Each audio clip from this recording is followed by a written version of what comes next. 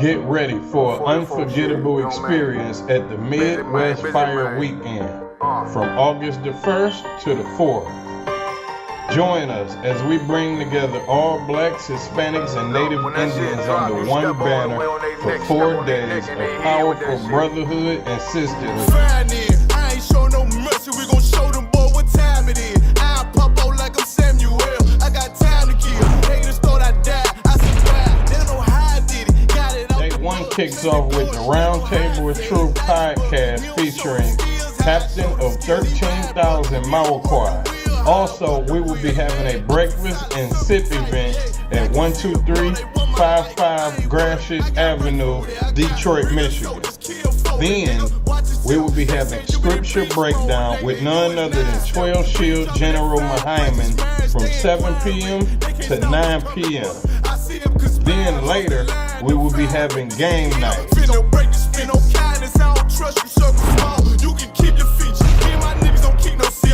On August the 2nd, we will be having a street teaching and a food and clothing giveaway at the Detroit Transit Center from 10 a.m. to 4 p.m. Then you could join 13 Shield Commanding General Yohana for a powerful discussion. Our demon is real and are they among us? From 7 p.m. to 9 p.m. After that, we will be having late night activities at our bar on 21530 Gratiot Avenue. On August the 3rd, we will be visiting the Charles H. Wright Museum from 12 p.m. to 2 p.m. And join us at the Action Impact Gun Range from 3 p.m. to 6 p.m. We having an album release party at Flood Bar and Grill for none other than Captain of 13,000 of Clyde Albright. Then, last but not least, we will be having the 7th annual Midwest Barbecue at Chandler Park from 10 a.m. to 8 p.m. This is not like any other barbecue you ever been to. Bring your children, bring your family and friends. It's free food and it's a safe environment. It's raining on it. What is it? Also, get you a room at our hotel for special rates. Book now for a comfortable stay close to all of the action. Purchase your tracks today.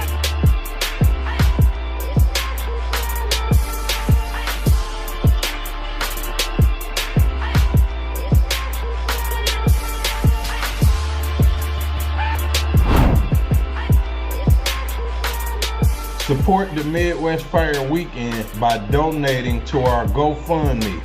Visit the GoFundMe link in the description or scan the QR code to make a difference. Boston, it made niggas regroup. Had to shed light on a false image. UPK whole court. Now who the fuck won scrimmage to? We getting ready to have a Midwest Fire Weekend. Then the ISBK Chicago coming at you once again to let you know about the Midwest Fire Weekend. Came to speak to you about some events we're having in Detroit, Michigan. Fire Weekend, Thursday, August 1st to Sunday, August 4th. Inviting all single blacks, Latinos, and Native American Indians to our Midwest Fire Weekend. And you know what it is. It's that time of the year again. It's the Midwest Fire Weekend, hosted by Captain 13,000 Mauquai, August 1st through the 4th. Real ISBK Kentucky here to invite every so-called black, Hispanic, and North American Indian to the Midwest Fire Weekend, Detroit, Michigan, August 1st through the 4th. Tune into the Midwest Fire Weekend from August 1st to the 4th. Don't miss out on this incredible event. Join us for the Midwest Fire Weekend from August the 1st to the 4th. Visit www.isupk.com or scan the QR code for more information.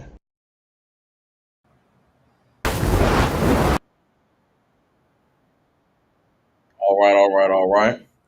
Shalom, Israel. You live with the Israelite School of Universal Practical Knowledge. Priest and Captain Soccer War holding another class live from Memphis, Tennessee. Every Tuesday, Wednesday, and Thursday here in Memphis, we have classes from 6 to 8 p.m. Central Standard Time. All you brothers and sisters tuning in, if you got family, loved ones, people you care about in the Memphis, Tennessee, and surrounding areas, get them in contact with the Israelite School of Universal Practical Knowledge. Since 1969, we have been teaching so-called blacks, Hispanics, and Native Indians the truth according to the Bible. What is the truth? The truth is that so-called blacks, Hispanics, and Native Indians descend from the greatest people that have ever walked the face of the earth. The Bible identifies us as the lost 12 tribes of the nation of Israel. And in the year 2024, there is nothing more important than for God's chosen people to learn the truth of who we are, where we come from, and what our purpose is on the earth. So what I'd like to do with these classes is give brothers and sisters the opportunity to go into this book called the Bible, to gain the knowledge, wisdom, and understanding that the Most High has put inside of this book to facilitate us coming back to being the people that he called us to be and reclaiming our righteous place on the earth as kings, priests, princes, princesses, and daughters of Zion. With that being said, I'd like to start these classes off with questions. If any brothers or sisters in the classroom have questions, raise your hand. If you have any questions online, all you got to do is type them in. And if there are no questions, we're going to go ahead and get into the topic of tonight's class, which, as you can see on the screen, is he will not meet thee as a man. Everybody understands. He will not meet thee as a man. This breakdown comes from the book of Isaiah, the 47th chapter and the 3rd verse, where the Most High speaks about the destruction of the exposing of Babylon and the humbling of the powers that be, and how the Most High was going to bring his vengeance on the earth, and that vengeance would not be in the form that the enemy would expect it. And as we go into this breakdown for today's class, it's very important that brothers and sisters understand that part of being in the truth in this day, in these days and times, is constantly staying aware and vigilant about the fulfillment of the Most High's prophecies concerning the return of our King. You understand? For any of you brothers and sisters that are in the truth or beginning to learn the truth about the Bible, who are drawing closer to the Most High and understanding what it is that God expects from us in this life, one of the things that we should all be looking for is the day that our King returns to set this earth in order. There's a lot of things that are going on in the earth, and there are a lot of signs and a lot of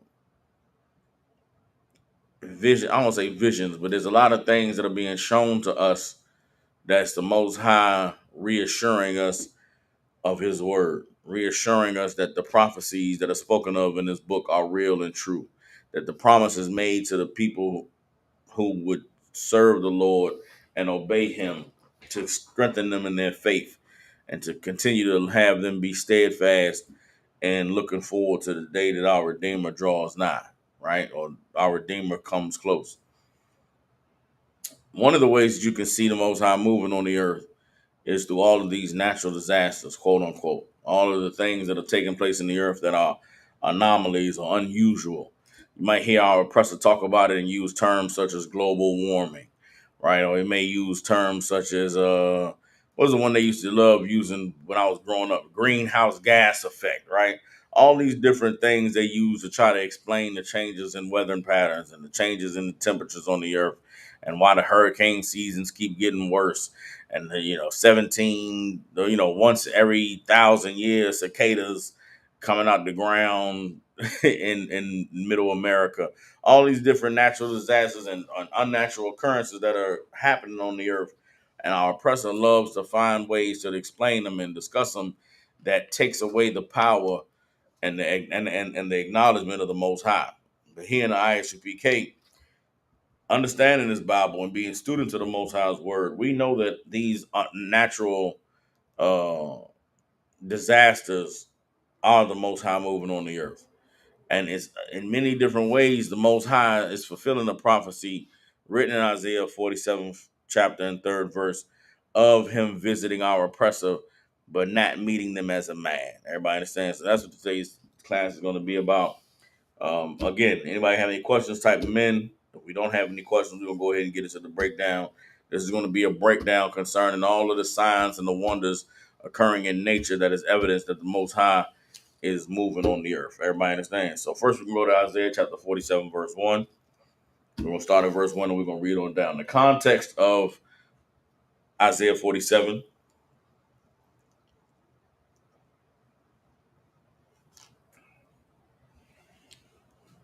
is a prophecy against Babylon.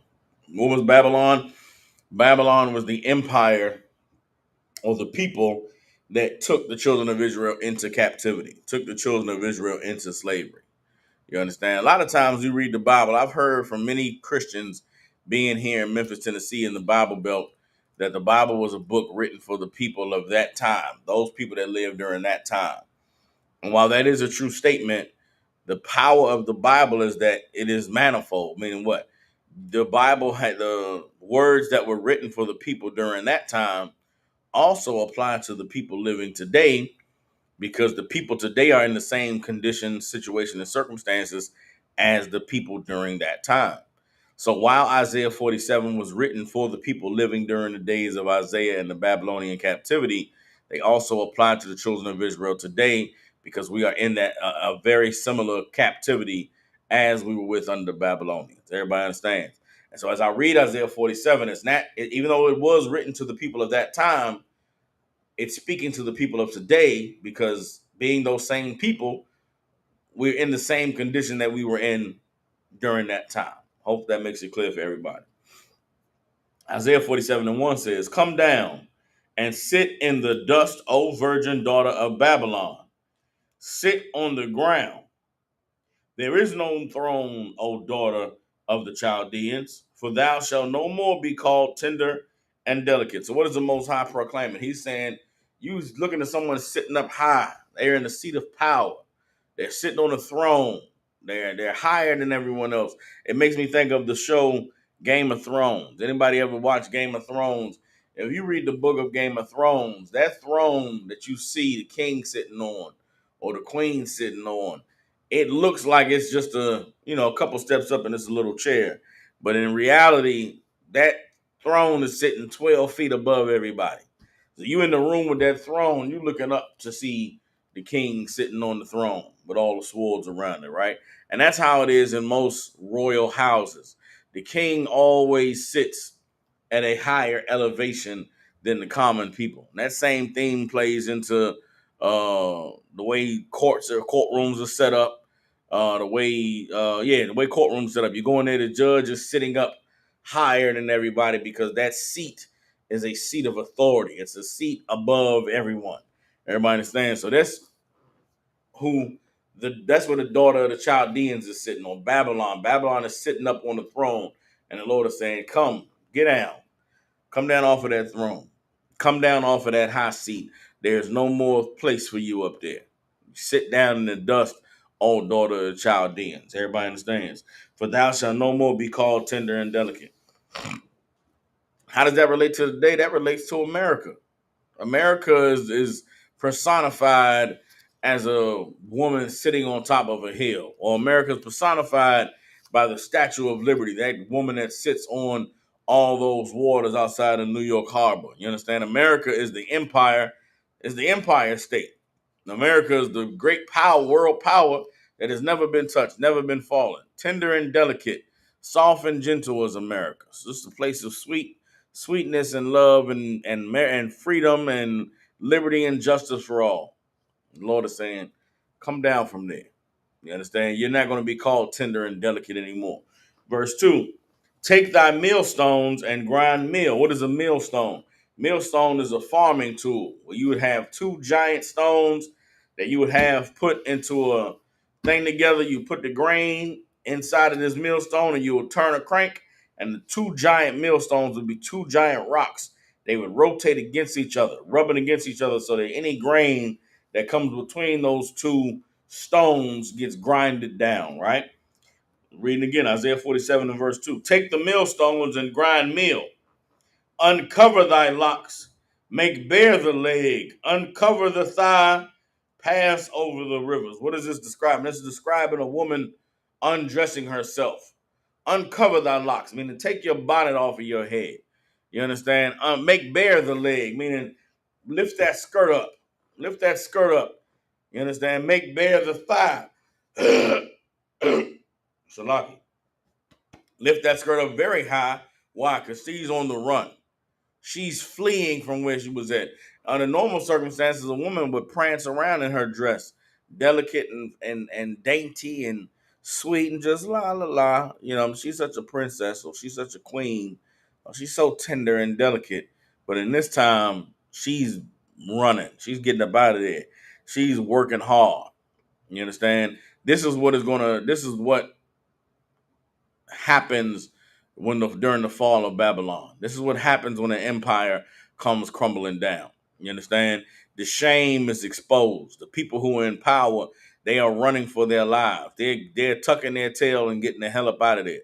You understand? And the women, in the time of they have to flee, they can't worry about being dainty and delicate. They can't worry about their hair and keeping it pretty. They can't worry about not getting their feet dirty. Oh no, their skirt gonna be lifted up in the day that they gotta flee and run. Everybody understands? Verse 3 in Isaiah 47. Thy nakedness shall be uncovered, yea, thy shame shall be seen. I will take vengeance, and I will not meet thee as a man. Everybody understands? The Lord said He's gonna take vengeance. So why is Babylon falling? Why is Babylon being told to sit down and get in the dust? Why are they no longer going to be called tender and delicate? Because now the truth is going to be seen. Now the reality is going to be shown. Now everybody going to get to see what's really behind all of this quote unquote tender and delicateness. The earth is going to get to see what's really going on in the land of the quote unquote home of the free and the land of the brave. Everybody will get to see what's really happening in the land that's supposed to be about life, liberty, and the pursuit of happiness. And that's what's happening right now. For many, many years now, the lie of America has been being exposed.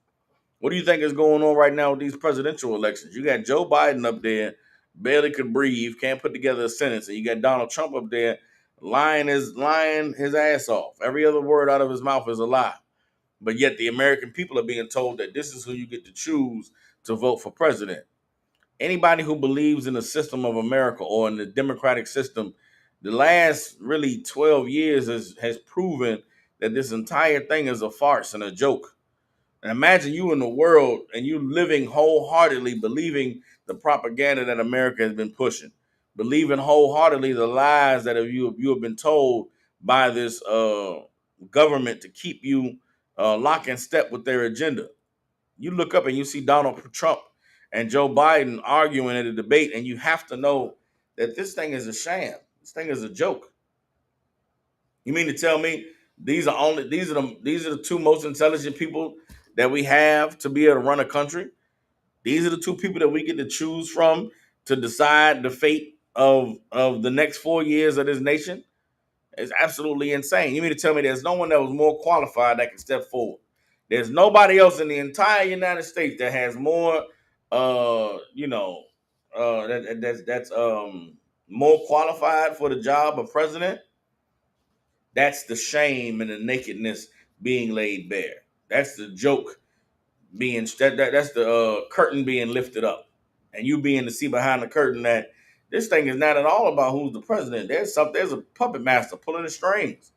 There's someone who's in a greater position that's really the one that's keeping everybody distracted with these two old buffoons arguing on the television. If you can't see that, I mean, you can't see nothing. I don't know how you still believe. I don't know how you're still trusting in this place. I don't know how you're still putting your heart and your soul into voting. I mean, it's ridiculous. But this is the Lord's doing. The Lord is exposing and laying bare the shame of America. Everybody understands? All right, let's drop that. Let me get okay, hold on.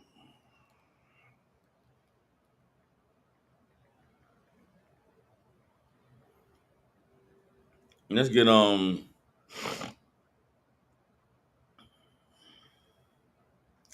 Isaiah 29:6. All right.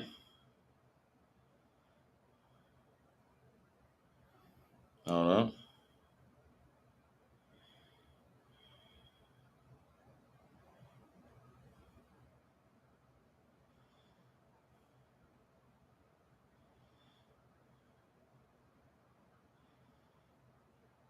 Hold on. All right, this is Isaiah chapter 29, verse 6. All right. This is how the Most High comes to visit you. So, what does the Bible mean when it says that the Most High will visit you, but not as a man? How does the Most High visit you? And how is it not like how a man would visit you? When the Lord brings vengeance, the Lord's vengeance doesn't come in the form of, someone. Trying to think of how we to describe it in our culture. You know what I mean? In the Black, Hispanic, and Native Indian community, we know what it means when somebody get at you. We know what it means when someone looking for you and they finally catch up to you.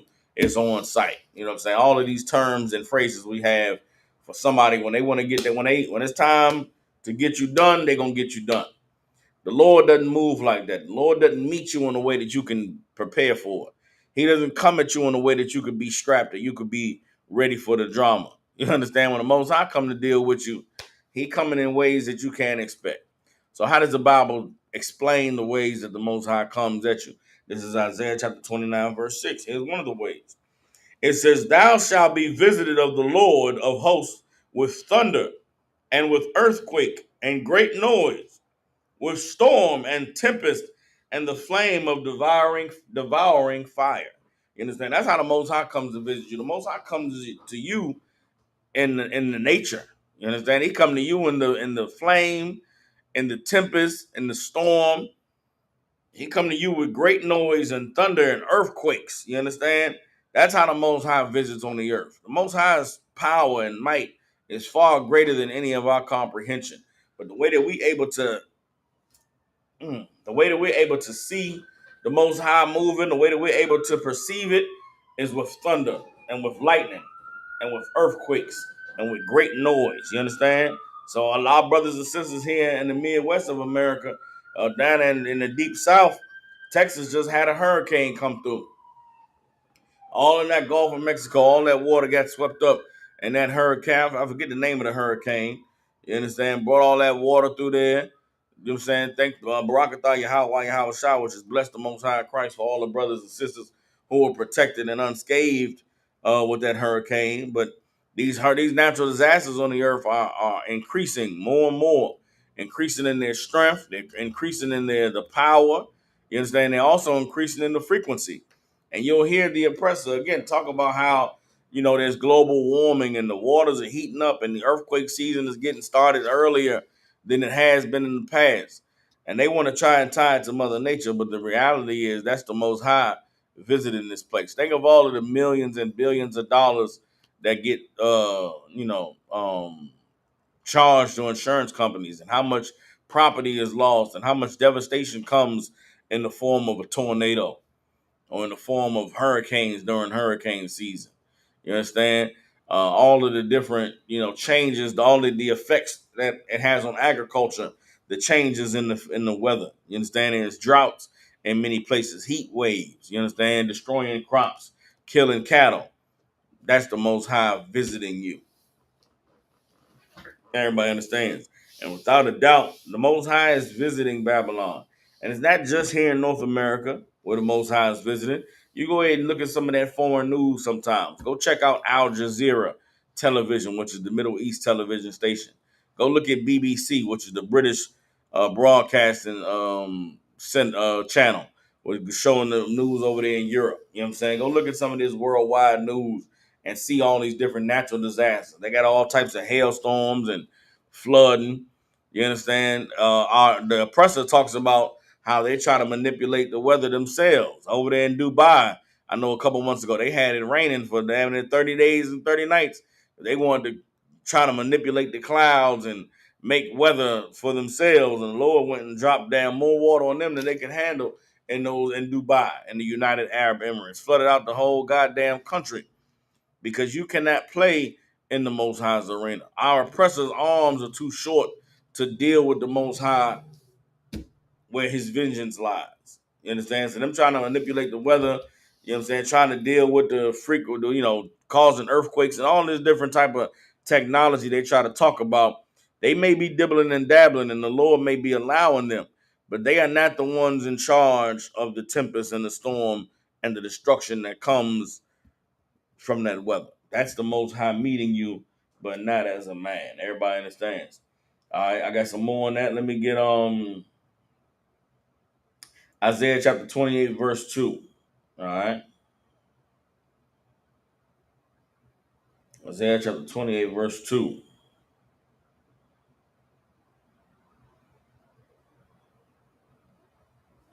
What does Isaiah 28 and 2 say? Isaiah 28 and 2. It says, Behold, the Lord has a mighty and strong one, which as a tempest of hail and a destroying storm, as a flood of mighty waters overflowing, shall cast down to the earth with the hand. Everybody understands?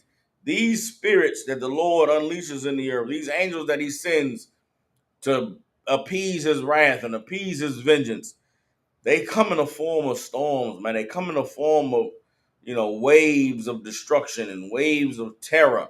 And we see a storm, but really it's the spirit of the Lord being loosed. It's the spirit of the Lord being cast down. You understand? Imagine if every time we see a hurricane, imagine every time the Lord unleashes death and destruction on the earth, we see it in the form of a hurricane.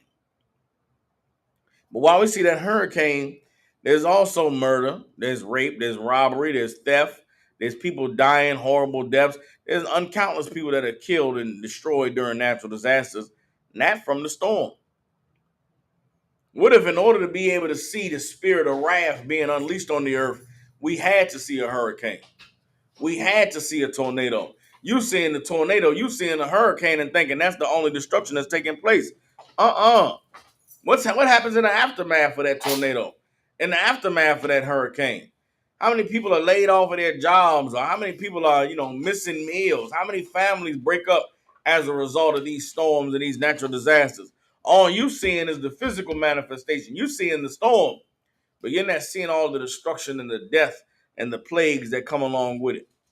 That's what the Bible is describing. You understand? When the Most High sends forth an angel, when the Lord sends forth his representatives to deal with the people on the earth, we see a tornado. We see lightning in the sky. We see a famine. You understand? We see a heat wave. But in that is the spirit of the Lord that's causing destruction, causing death, causing, unimaginable horrors. That's what the Bible is describing.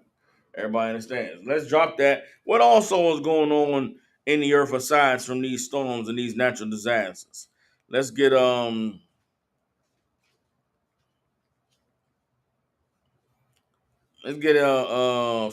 chapter 78. I don't know.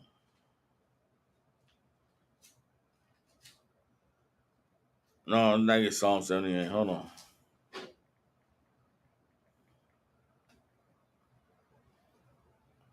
All right, let's get hold on.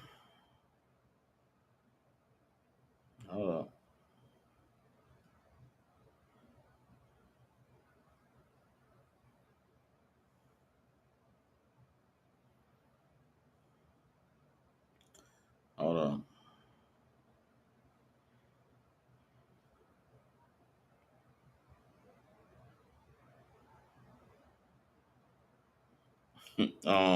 Hold on.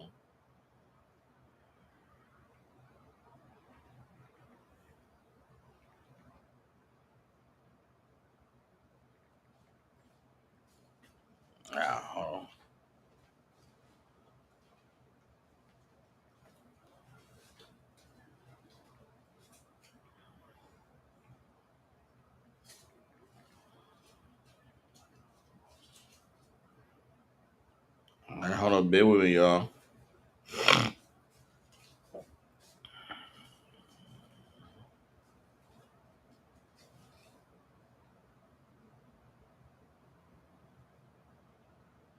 Hold on.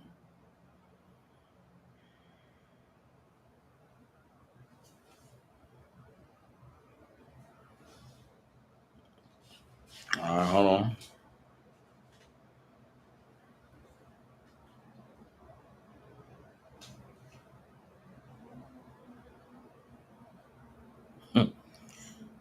Hold on.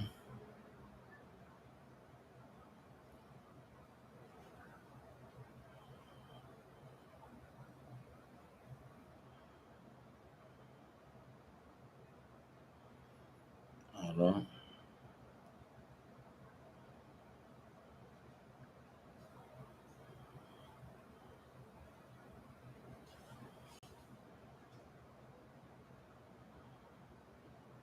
Hold on.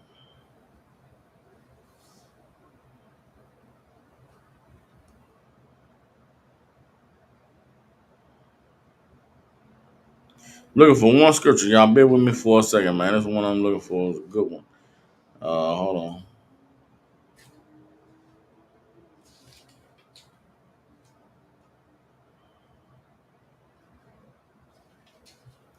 Hold on.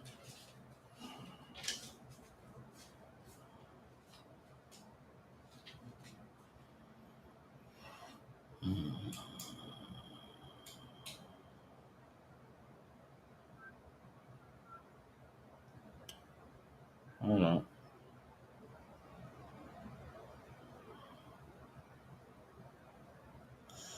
Man, I can't find the scripture I'm looking for, man. Hold on, bear with me. Y'all gotta bear with me 1 second.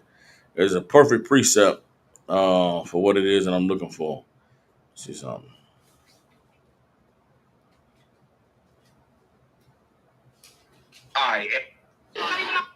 Hold on, y'all bear with me. Bear with me. It ain't gonna be long. Hold on. I should have wrote the scripture down when I seen it, man. Hold on.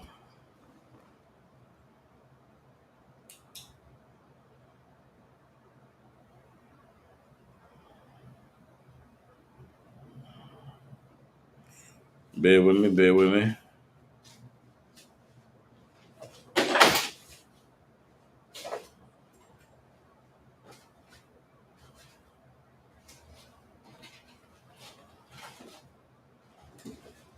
All right, hold on.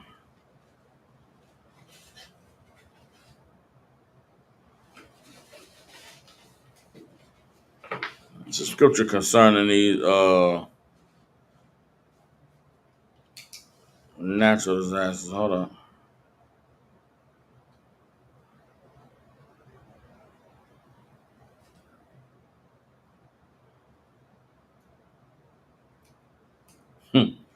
Hold on.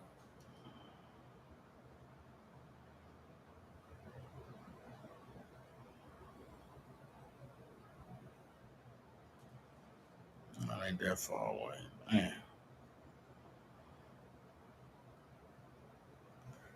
I might just go ahead and pull it. Matter of fact, give me while I'm waiting for that, give me Job chapter 12. Job chapter 12. I believe we're gonna start in verse 6. Let me know if it says ask the beast. Job 12:6. Come on, let me know what Job 12 and 6 say.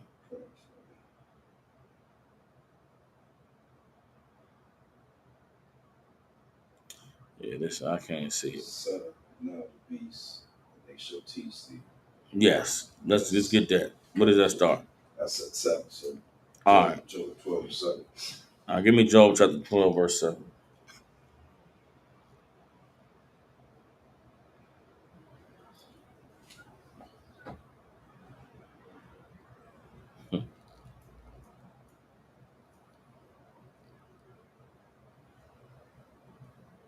You got it, Austin. We got it. Sorry, sir.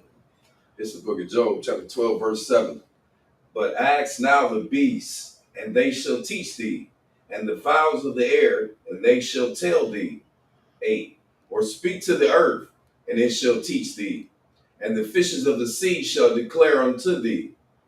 Who knoweth not all these that the hand of the Lord hath wrought this, and whose hand is the soul of every living thing, and the breath of all mankind? Doth not the ear try words, and the mouth tastes meat?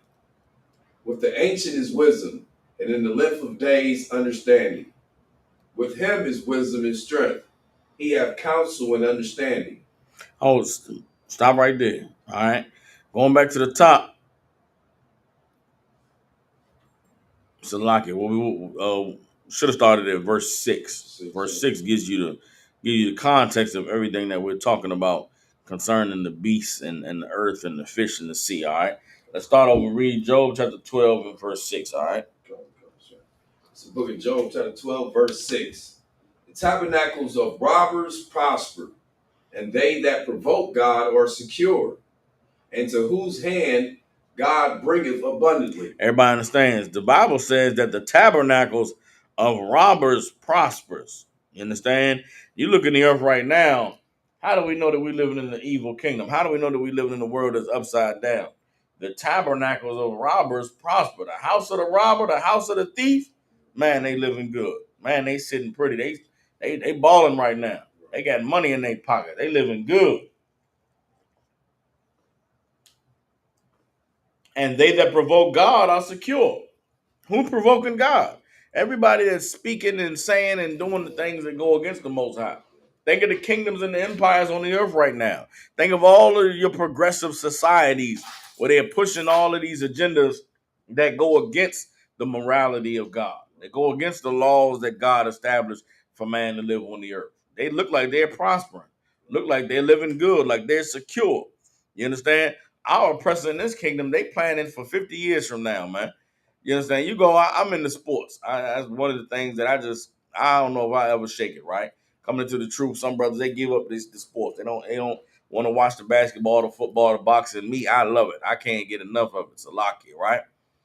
They got Super Bowl schedules for the next 30 years. They know where the Super Bowl going to be played the next 30 years.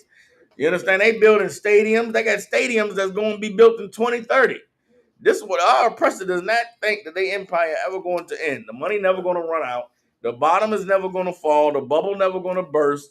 They always going to be in power and in seats of authority, and they're planning for it. Everybody understands. And it seems like, man, they secure, and into their hands, God brings abundantly, right? Go into verse 7.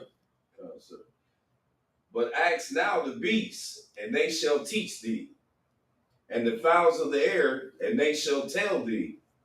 Or speak to the earth, and they shall teach thee, and the fishes of the sea shall declare unto thee.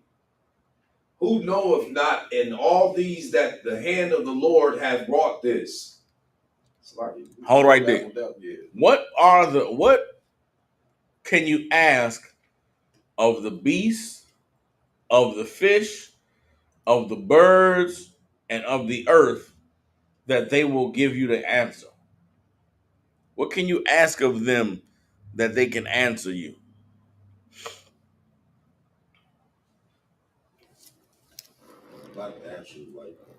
They're not going to speak it to you, but if you just observe nature, what would nature teach you? What would nature tell you? If they thrive or not. Okay, if they thrive or not, right? Well, okay, so you look at nature right now. What would nature tell you about? What could you observe from nature if you just watched it right now? You looked at the world in a whole and just looked at what's going on the planet. What is the state of things right now? Global warming. The weather's getting worse. There's die-offs, massive die-offs of animals. There's massive extinctions going on with different species. You understand? Different viruses, different diseases. The earth is suffering, man. The earth is in pain. The birds and the beasts and the fish will tell you that the people in charge right now are not the ones who should be in charge. They are not the ones who is causing the earth to prosper. They are causing the earth to suffer. You ask the beast, and the birds and the fish. They'll tell you that the white man is the devil the Bible speaks of. You understand? They'll tell you that the oppressor who's ruling over this earth is not the man who should be in charge. They will tell you that we live in an unjust, cruel, and evil society. You understand? Look at all of the trying to think of some recent events where we've seen just unnecessary killings of animals. Or just think of, anybody know what an invasive species is, right? An invasive species is an animal that gets introduced to a area where it isn't naturally supposed to be, right? You introduce an animal to an area it isn't naturally supposed to be, and then it becomes the number one predator of everything that's in that environment, right? One instance, one example I can give y'all is down in Texas, right? I don't know however many years ago, somebody introduced wild boars down there into the panhandle in Texas, right? Now these wild boars don't have any natural predators down there in the south of Texas because the areas where they come from like tropical areas where there's jaguars and panthers and bears and different big what they call them, big game predators that will kill them and keep their numbers down. But these wild boars get introduced into Texas where there are no jaguars, there are no panthers, there are no bears. So what happened? The boars began to just multiply. And what do boars do? Boars eat everything. They wild pigs. Wild pigs are nasty, disgusting, they filthy, and they eat everything. And they're aggressive.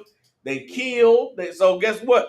They down there in Texas killing all the natural wildlife, eating all of the grass that the cattle supposed to eat. You understand? Coming in and crossing all the fences where the cattle is. And so now what does the people of Texas got to do? They got to go. There's videos. You can go online. They get on helicopters and go ride around with giant machine guns, AR-15s, and they go kill 100 to 200 wild pigs every day. There's cats that set up giant traps, catch a whole 50 pigs at one time, catch them in a cage. And guess what? They still not putting a dent in the population of those pigs. Now, ask all of the animals who are native to that area, who caused you to die? Who caused you to suffer? Who caused your destruction? These devils did. You understand? 20 years ago, I want to say 20 years ago, there was a BP oil spill in the Gulf of Mexico. For 3, 4, 5 days, we watched gallons of oil just pour into the Gulf of Mexico, right? And they acted like they said it was a horrible, huge disaster and it's the worst thing we've ever seen. But after about a week or two, it went away in the news. And my thing is for all the people out there that still eat seafood, still eat shellfish, still eat crabs and mollusks and oysters, how do you not know that there's death in those things? These creatures, these shellfish that people love to eat, these delicacies our oppressor likes to call them. God told us in the Bible in Leviticus the 11th chapter not to eat these things. But our oppressor pushes them as though, oh man, it's a delicacy. It's a specialty to eat crabs and lobsters and oysters and scallops. And these things are natural filters for the waters of the earth. God put them there to clean the water. Well, you're taking the creatures out of the water that's supposed to clean the water, but you're taking them out of the most dirtiest, nastiest waters ever. The waters that's full of all the gasoline and all the oil. That's where your oysters and your crabs and your shrimp and your tilapia fish is coming from. They're coming from the Gulf of Mexico, right? I watched a report. I don't know if it was a TikTok video or what, but this woman eats oysters. And she's about to eat her oysters and looking in now, okay, I've never understood oysters, even in my evil days in the world, right? Eating unlawful stuff. We ate crabs and shrimp and lobsters up there in the Northeast, because we live in D.C., Maryland. You live off the Chesapeake Bay. And that's supposed to be some good Atlantic fishing, right? So you get good blue crabs. And so growing up, we ate those unlawful things, right? It was good. It was whatever. But there was some stuff I could just never get. Oysters was one of those things. Because oysters, you're eating them semi-raw. You got to slurp them up as slimy like snot and boogers. And you got to put the lemon on it. So I just never got with that, right? But people that still eating oysters, this woman on the video is showing that there's stuff crawling alive on the oysters. And she's looking at it, holding the camera close, and it's crabs, baby crabs on the oyster. Now, this woman is from the South, lives in the South, get her seafood from the South. But these crabs that's on her oysters are crabs that's supposed to be in the Atlantic Ocean. How have Atlantic Ocean crabs found their way into the Gulf of Mexico? And if you somebody that eats seafood and you know This water is supposed to be Gulf of Mexico water. Why is there Atlantic Ocean, eastern seaboard crabs in my thing? There must be something going on in that water that ain't right. Must be something going on in that water that you should be alarmed about. But yet here you are slurping down oysters. I'm talking about on this woman's oysters, it was about 3 or 4 crabs in every shell. Baby crabs, just, and it's like you gotta know that you're doing something evil and horrible to your body, right? But here's another thing. What does that say about what's going on in the water that you got Atlantic Ocean creatures in the Gulf of Mexico? You understand? Another thing that's been happening lately over there in Texas, we just had the hurricane hit down there in Houston, right? But prior to this hurricane hitting, there were all kind of shark attacks up and down the waterways that's down there going through Houston, Galveston, Texas, all them beaches that's on the west coast of Texas. Folks was getting their legs bit off. Folks was getting bit. Did all jellyfish attacks, shark attacks. Now, why are sharks in the Gulf of Mexico? Where the sharks normally at? The sharks normally is on the Atlantic coast. Those sharks is in colder, cooler waters, shallower waters. I mean, not shallow waters, deeper waters that lead to the ocean. Why are they all in the Gulf of Mexico? How they all ended up there? The Lord is doing something in this place. You understand? The Lord is using these animals, using these creatures to bring the death, bring the destruction, bring the fear and the terror into our presence. Come on with it, Osh. Right, sir. Like you said, it's because they said it's because of global warming. I've watched just some on them whales or whatever. They said the orca whales is eating the sharks, so the sharks is running because the orca whales or something is too hot for them, so they got to go in the shark land. So it's running all the sharks to the, to the shore. So that's why you're like getting bit and shit like that. I said, well, damn, the white man is just everybody suffering and shit. You know what I mean? But bring you back to Job, what Job is saying in Job 12. Ask the beasts, ask the birds, ask the fowls. They'll bear witness that the white man is the devil. They'll bear witness that this oppressor that is ruling the earth should not be in charge. They should not have any power. You understand? Because when they're in power, even the animals suffer. Even the animals are in hell. Even the animals are crying out to the Most High, asking why. Now listen, where is a place where you can go, where you can really have a one-on-one with the beasts, have a one-on-one with the birds, and a one-on-one with the fishes? Where can you go to really ask the gorilla, damn, man, who did this to you? You go ask the lion, damn, man, who responsible for this? Anybody name the place?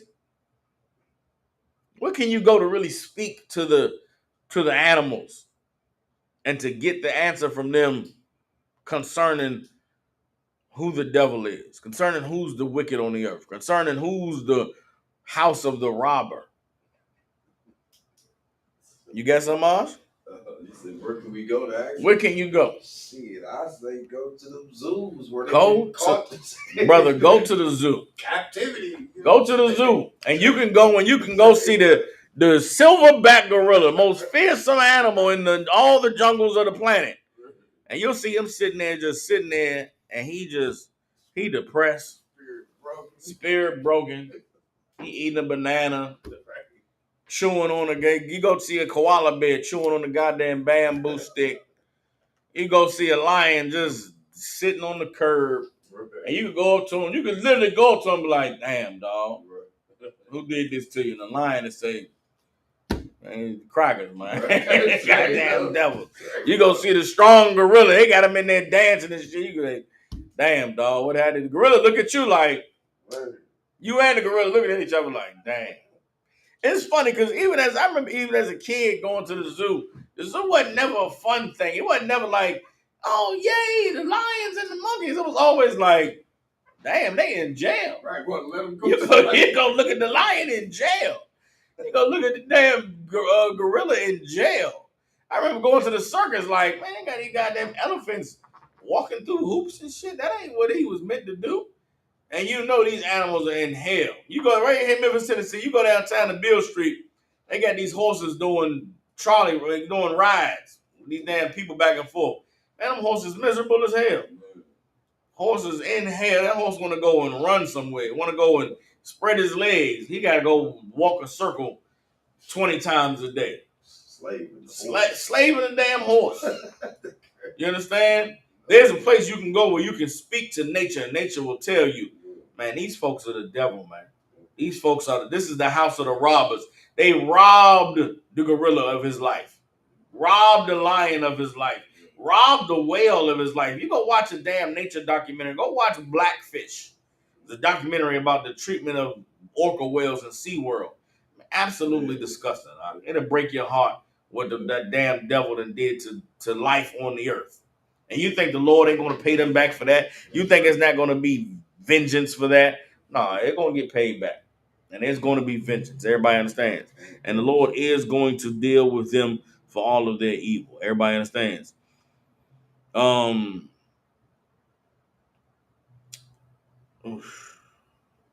That's that on that. Let's just go ahead and drop that, man. I'm still looking for the scripture where the Lord said he was going to send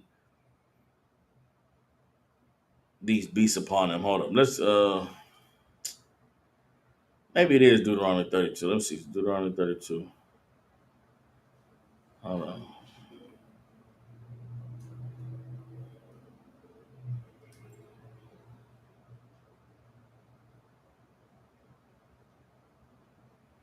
Hold on.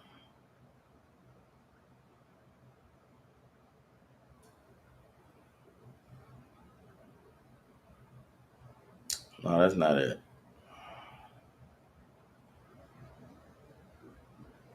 That's that. That's that. Hold on.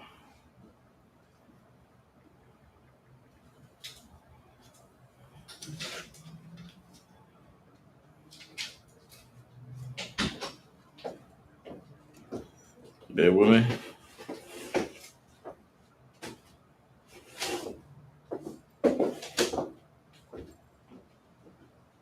Hold on.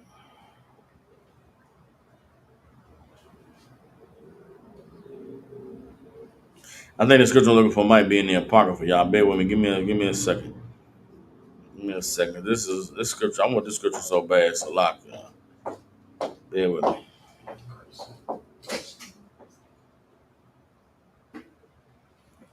Hold on. Please. Okay, hold on.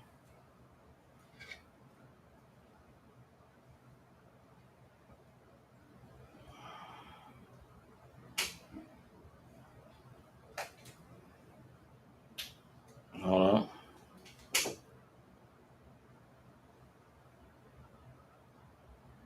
I just get Ecclesiasticus 39. Hold on. Is this it?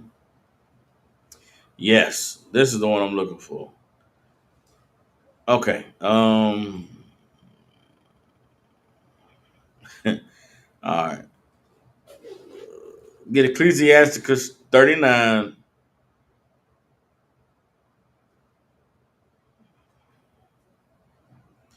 And 25. All right.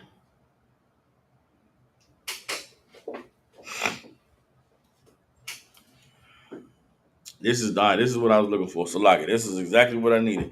We in the book of Ecclesiasticus in the Apocrypha, right? Chapter 39, verse 25.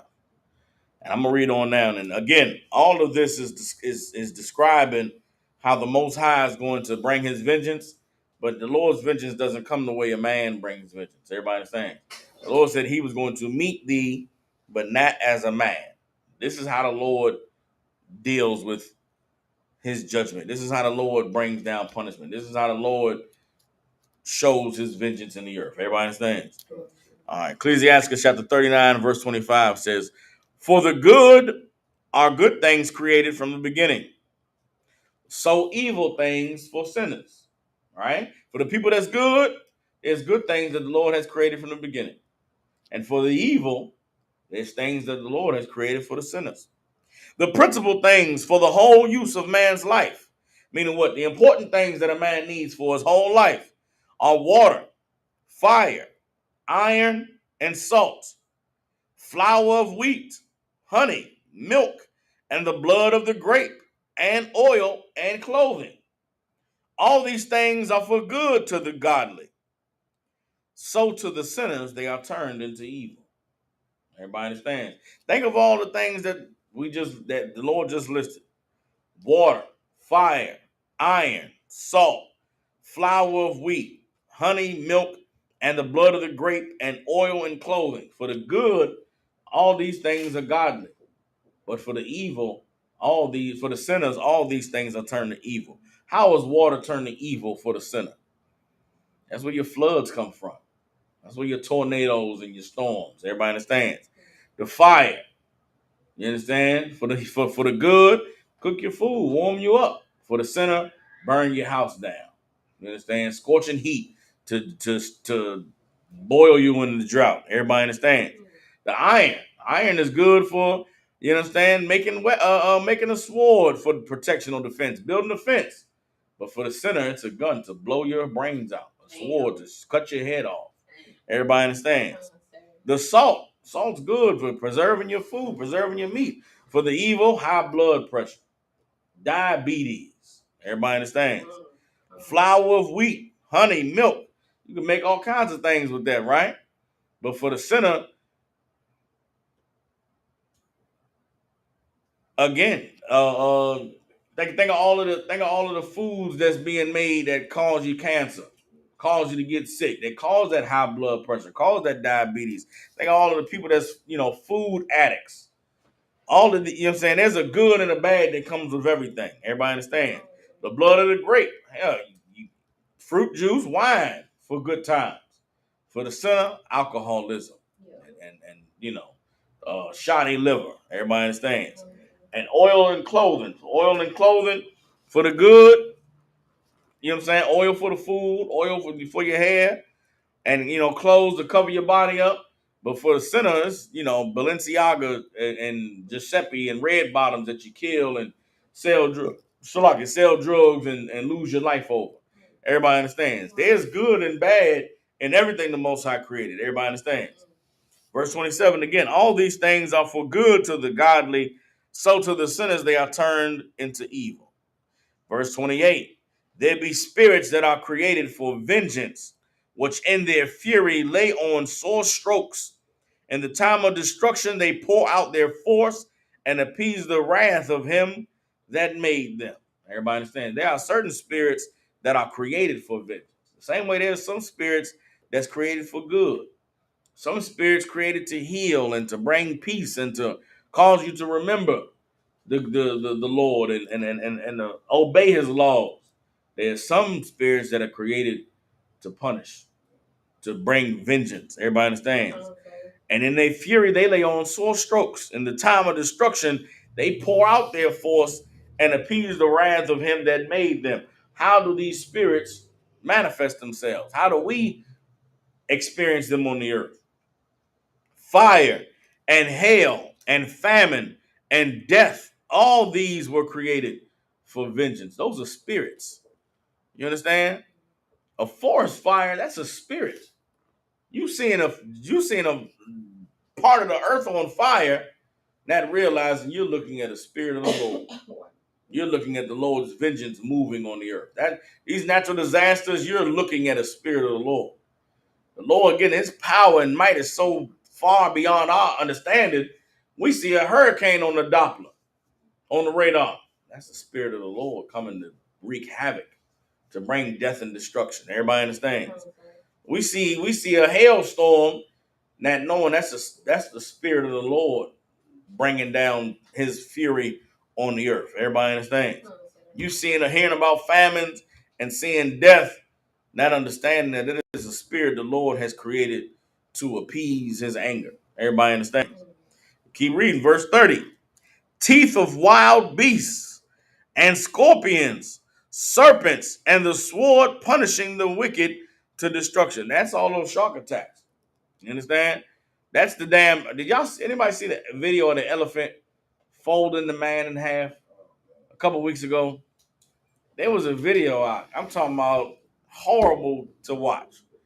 I don't know if it was a trainer at a zoo or one of them circuses or something, but the cat kept messing with the elephant, hitting the elephant on the leg. Elephant just turned around and just calmly just grabbed him around the waist with the thing, took a leg, stepped on him, leaned over, folded him in half, took the other leg, stepped on him again, then folded him over again and just stepped on him and kicked him away. I'm talking about elephant just completely folded this person like you would fold a shirt. Folded a body, just flop, flop, flop, and then kicked it out the way. I don't know if I should pull the video up, but y'all go look at it. Just look up elephant folds man. And there's a video of an elephant folding a man in half. Those things don't happen randomly.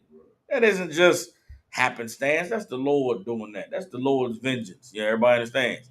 These increases in shark attacks and these natural, wildlife attacks, that's the Lord in that. They laugh when, anytime you find somebody who knows the Bible, right? They want to try to scoff at us or mock us. They'll bring up the story of Elijah and the bears, the she bears that killed all the children, right? And they'll say, God is cruel, God is evil. Why would God have a bunch of bears kill some children? Because them goddamn children was out of line making fun of a prophet of the Lord for being bald-headed. You understand? And you thinking bear attacks are just random and naturally occurring. You got to piss the Lord off for a bear to attack you. You know what I'm saying? You got to piss the Lord off for a lion to, you hiking in the woods and a mountain lion come down and attack you. I done seen the video. There's videos out there. White people love walking everywhere. They walking, come across a damn mountain lion. White dude get to walking back down the path, the mountain lion followed him. He walking, he look back, the lion right there. He walk a little bit more, look back, the lion closer.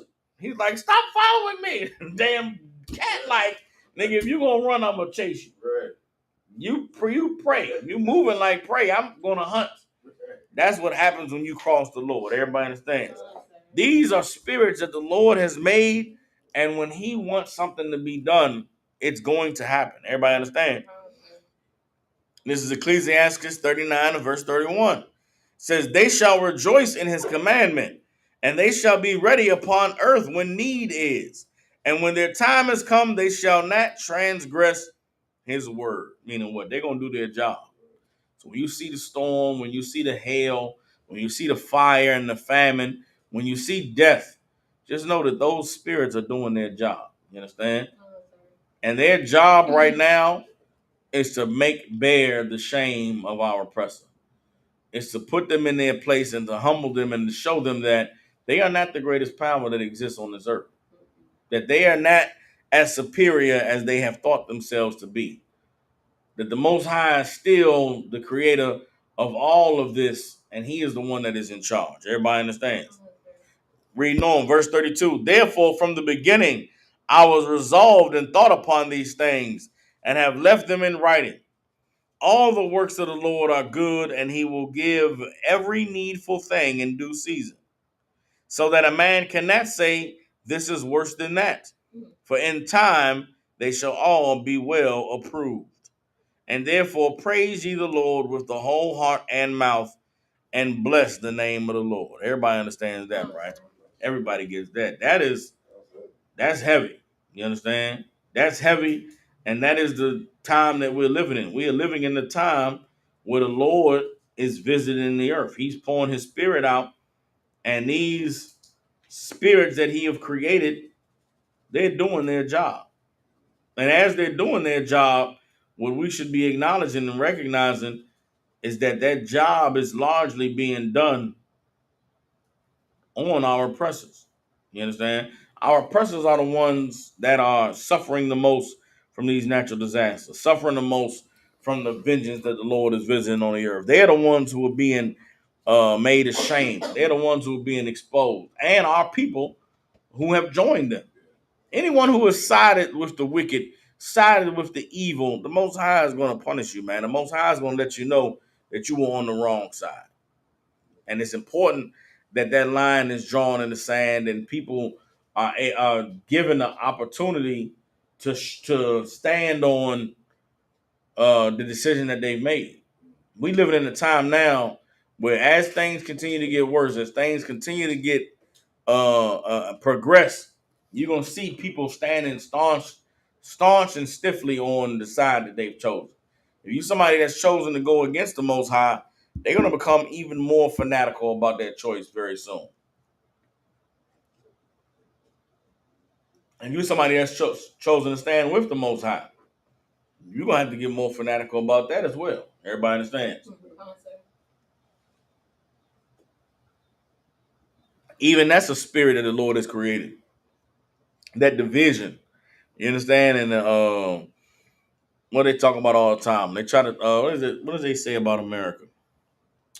They say that this is the most divided the country's ever been, right? The most polarized that the country's ever been. And everybody's at far extremes.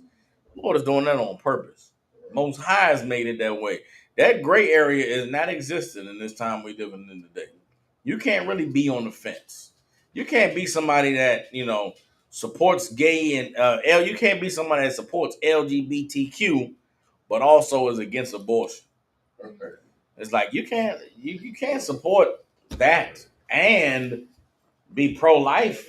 If you support that, you got to support murdering babies too. You can't be somebody that's pro-LGBTQ but against drug addiction. You got to be a drug addict if you're LGBTQ. How else can you get through it? You got to take drugs. You can't be against drug addiction but for gay sex. Salakia, I would imagine you got to be high to do that. How else are you getting through it? Like the line is being drawn. And again, either side don't make you right or wrong. Because you could be somebody, again, you could be pro-life, you could be anti-LGBTQ, but you could be, for the lies about Jesus. You know what I'm saying? Like, the line is being drawn in the sand to where when the Lord begins to visit this place, everyone who is visited will know why. Everybody will know where they fell short. Everybody will know where they did not meet the expectations. Everybody will know where they missed the mark. Everybody's saying. And if you're someone who isn't suffering, if you've chosen right, you're going to know that you've chosen right.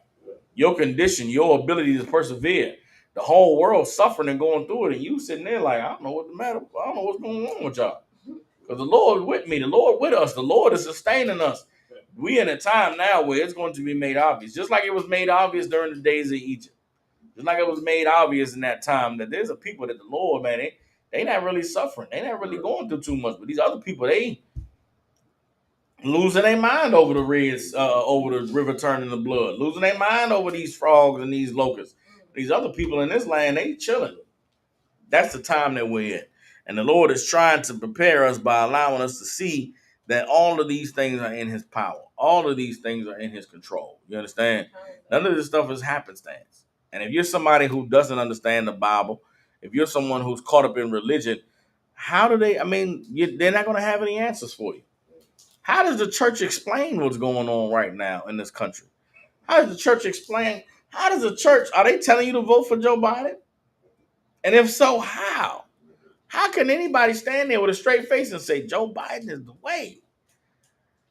I couldn't imagine it. I could not imagine still believing in the lie about this place. Couldn't imagine that that's what I have to hang my hat on, is that America is the land of the free and home of the brave, and it's the land of life, liberty, and the pursuit of happiness. Where? How? Right.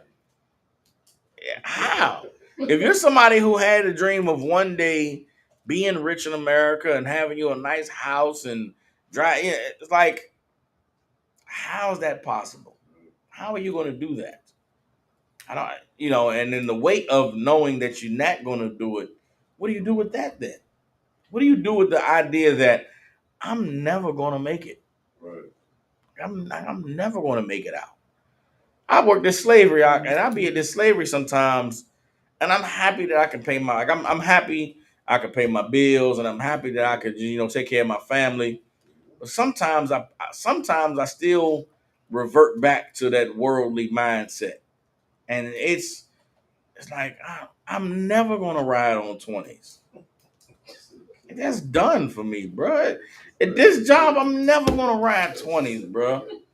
I'm never gonna have the Pioneers with the 12s in the back and the 6s in the door, like the tents and the trunk way.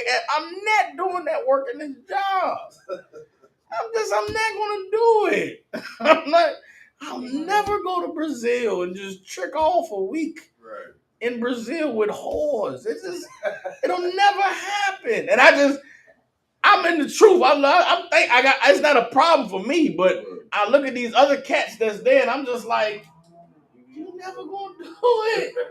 Like, that's dead for you, bro. And then, okay, so what do you have to look forward to? I thank the Lord I have the truth. And I know him because I remember the weight and the pressure of those things. I remember the weight of, I remember in the world, like, I'm never driving a regular car.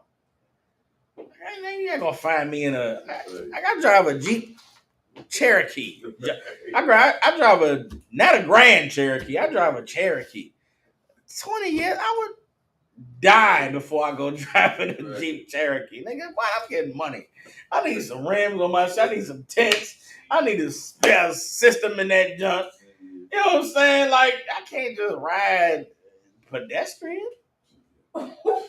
But maybe I'm unique in how I grew up and the expectations that I had.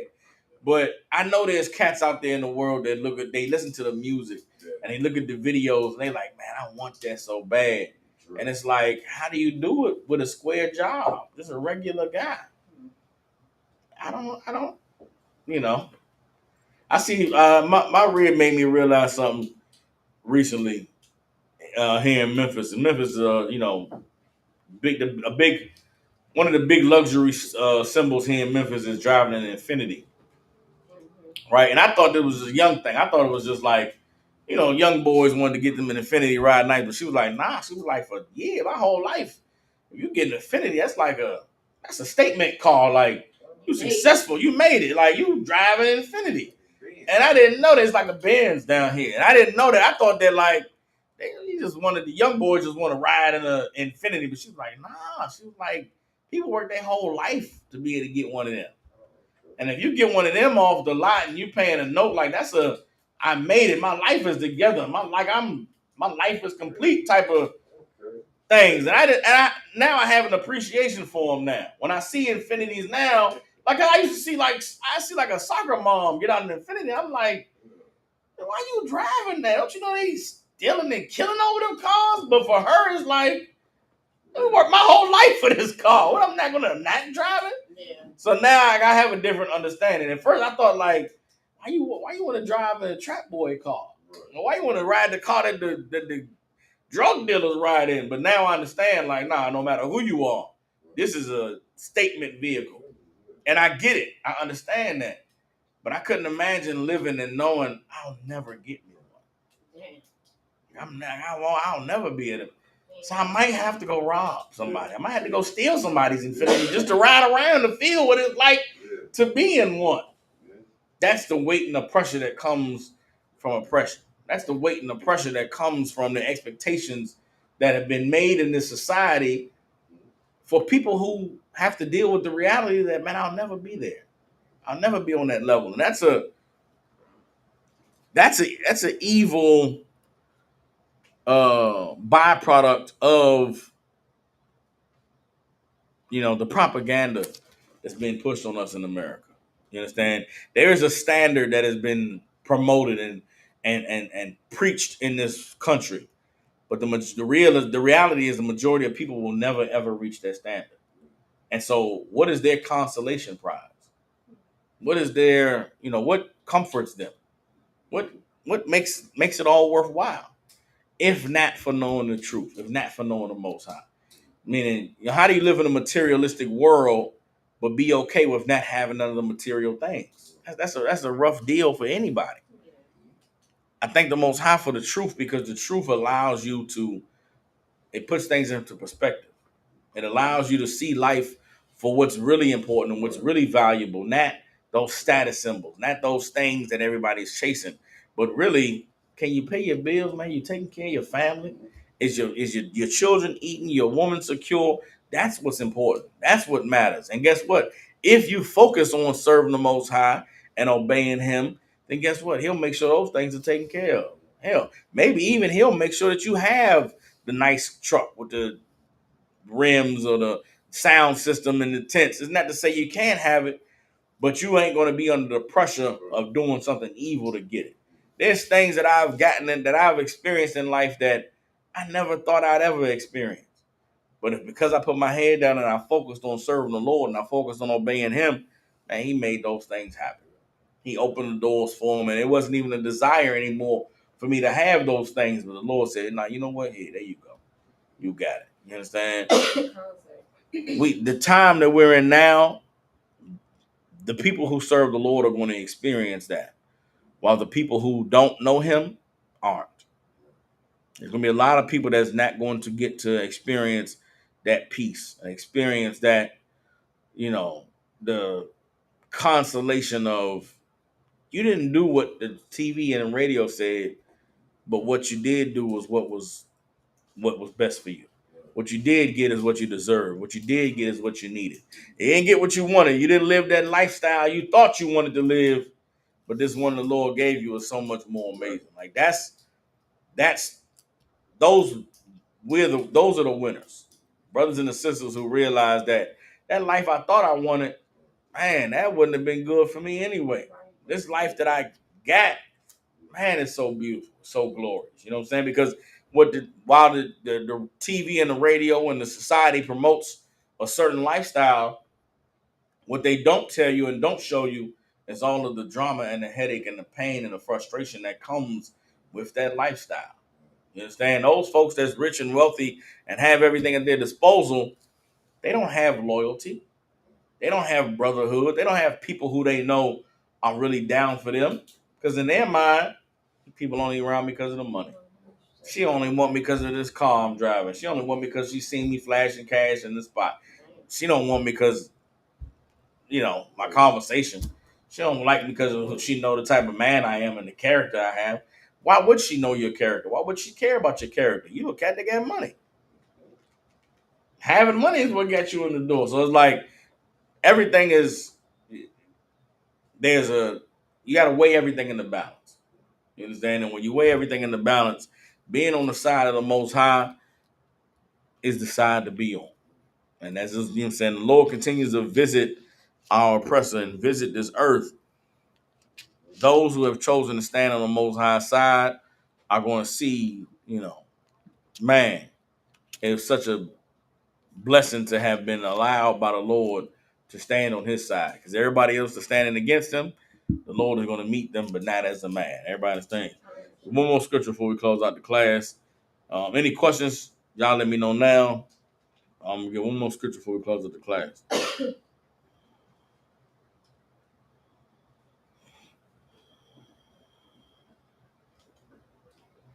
I read the scripture a couple of weeks ago in class, but I don't think I got to this verse. I know we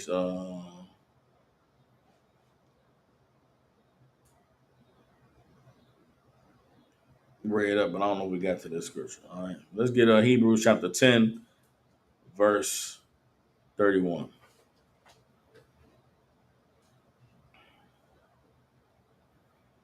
Again, it goes back into the Most High meeting you, but not as a man. All right. Hebrews chapter 10, verse 31 says, "It is a fearful thing to fall into the hands of the living God." Everybody understand? It's a fearful thing to fall into the Lord's hands, man. You fall into the Lord's hands in the middle of a hurricane. You fall into the Lord's hands in the midst of a tornado.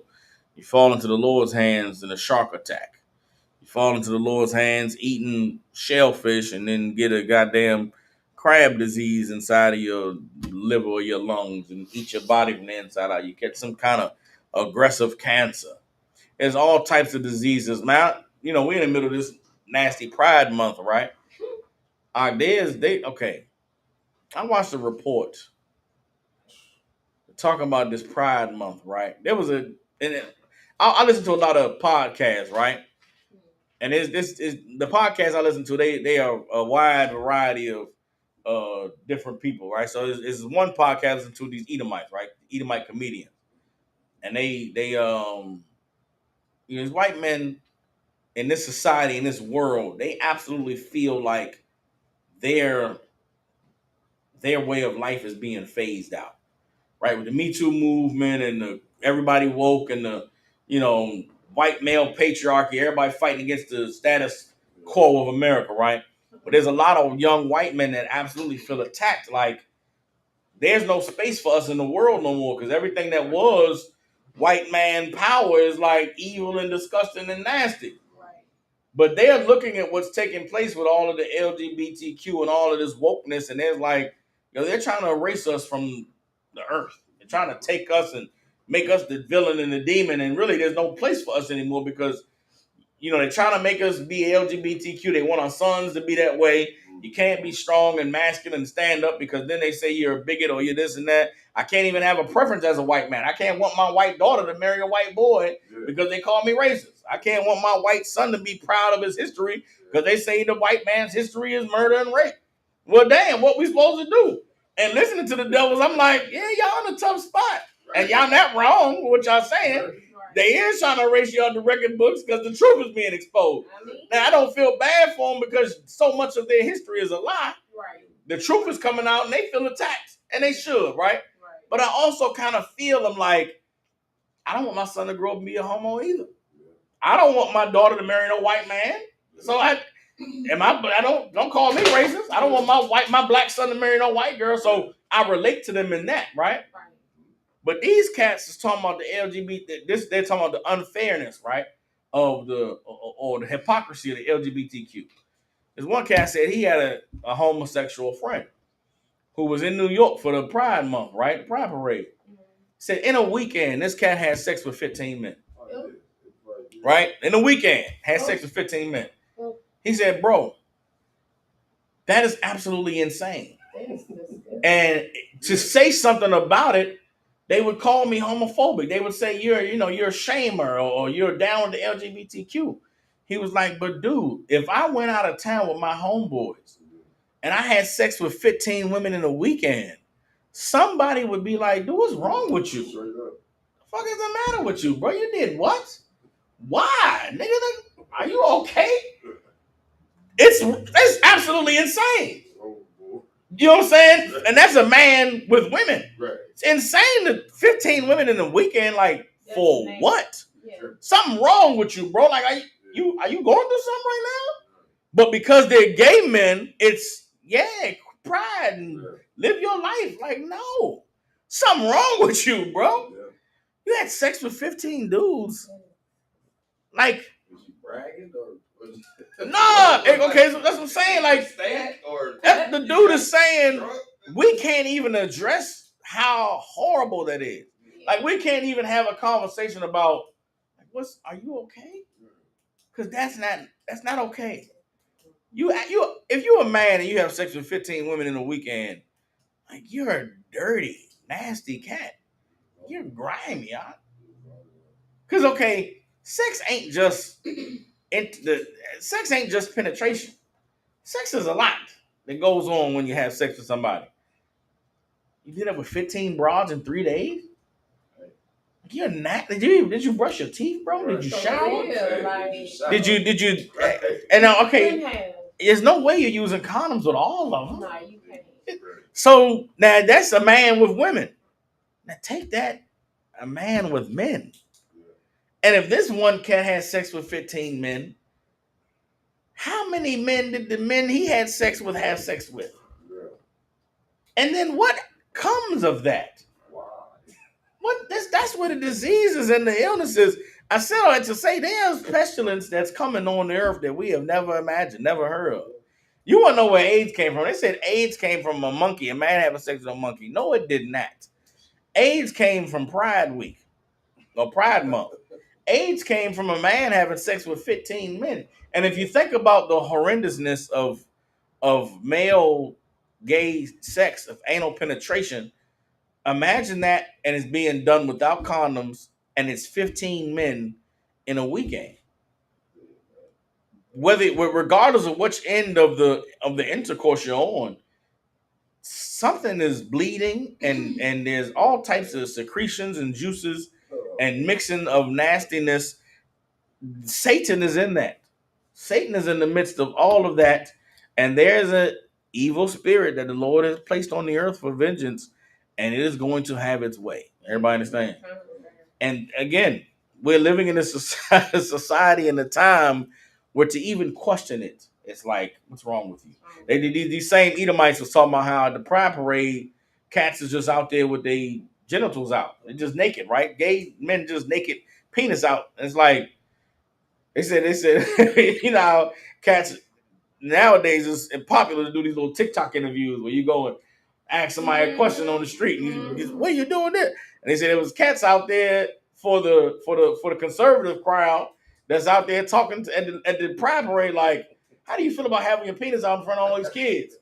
And he's like, one dude was like, I didn't even know any kids were here. And it's like, dude, how do you not know you're in the street, bro? You're in public. How do you not know?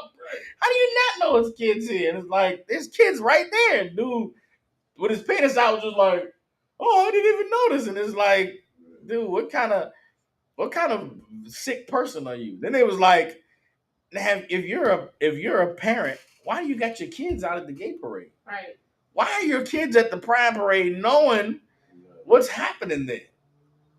I seen a video with they had a Pride line dance. What's that dance what's that Tamia dance that they like to do?